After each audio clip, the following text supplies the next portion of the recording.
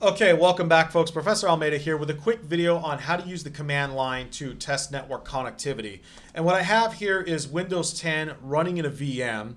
And you know what? I'm going to go ahead and fire up a command prompt. Now, the host system is running Kubuntu here. This is my Linux laptop. So I'm going to go ahead and start a terminal session. We're going to cover just a few basic commands here on how to test for network connectivity. Those of you in COSN 10 have this lab packet here. This is NetLab's Lab 3 on TCP IP utilities. This goes into a whole lot more detail, but I wanted to show you these utilities in action here. Now, first, we're going to assume that I checked the hardware side. I made sure to turn my systems off and on again. They're definitely plugged in. There's lights blinking, no cables are frayed, etc., etc. I want to first figure out if I even have an IP address assigned to my network adapter. And in Windows, we use ipconfig to do this. I'm going to use the all switch so that I see all of my adapters here. Now, because this is a VM, you'll see just the Ethernet adapter. This is the IP address assigned to it. Okay, the gateway is my computer here, or in this case, VirtualBox. But if you had Windows 10 at home, and let's say you're connected wirelessly, you should see the IP address assigned by your home router. Usually it's 192.168.1. something, right? Let me show you what this looks like on the Linux side here.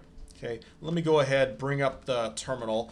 In Linux, it's ifconfig. Okay, there's my wireless adapter, and here's the IP address assigned by my home router. You can see it's 192.168.1.69 here. Okay, so that is ipconfig and ifconfig. So now that we have an IP address, okay, because if we don't, then obviously there is something wrong between our system and our router. Okay, so we want to explore the connection between that if we don't have an IP address. But since we do have an IP address, the next thing I want to check for is to see if I can just connect to something, right? And we're going to use ping for that to test that remote connectivity. Here's what it looks like in Windows. Okay, quick way to see if you are connecting to something is just to ping Google, right? So I'm getting a response back. Okay, let me explain what this is. This is the IP address of Google's remote server. Okay, the time you see there is the latency, and then there's time to live. Okay, time to live determines how many hops or routers that the packet is going to go through before the packet gets discarded. Okay, so each hop lowers this value by 1. Now, ping uses the ICMP protocol, and sometimes firewalls will actually block this connection. Okay, firewalls will actually block this connection because sometimes the bad guys will use ping to see if they can connect to certain systems. Okay, so you shouldn't always rely on ping here. All right, here's what it looks like on the Linux side of the house. Okay, we're going to use ping, and I need to specify the number of probes. I'm going to use 3 because that's what we had in Windows here. And you can see we get that response back. Now, I can also test to see if I can connect to another system on my own network. I'm just going to choose, I'm going to use my wife's Mac here. Okay, you can see there's a response from that. Now, if I want to test another system and I don't get something back, it's either because that system is not on and it's not connected, or again, it could be a firewall blocking things. Okay, so it's not always going to be reliable there. All right, moving onward, let's take a look at Netstat. And Netstat displays network statistics. We can see all of the connections that are going on here. Okay, I'm going to use Netstat with the A switch. So these are all of the TCP and UDP connections in my VM. Okay, you can also see port numbers here. So if you're looking for certain services, right, we can use Netstat to see that. I could also run statistics using the S switch. Okay, so this is what it looks like. Here it is on the Linux side of the house.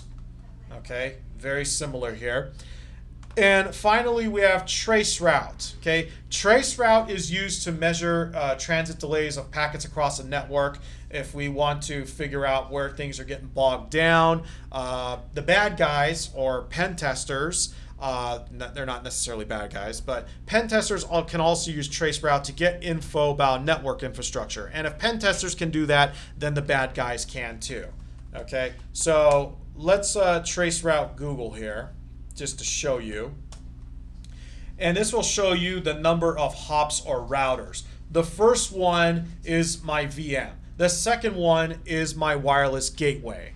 Okay, and then from there you can just see it going out over. And now what's going on here with the fifth hop? Most likely it's a firewall blocking things, because again we are using ICMP for this.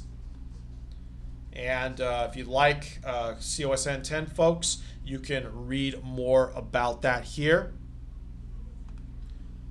All right, let me do this on the Linux side of the house. Now, it's Traceroute spelled out, but on some systems you actually have to install Traceroute, especially Ubuntu. This is how to install Traceroute. Okay, so you want to do that first. And in this case, I already installed Traceroute. So let's go ahead and run Traceroute. Whoops. There you go. And this is what it looks like on a Linux system. All right, so these are some of the utilities that you can use to test for basic connectivity. Anyway, I hope this video has helped you out. Have fun with this. Good luck, and thanks for watching. Take care, folks.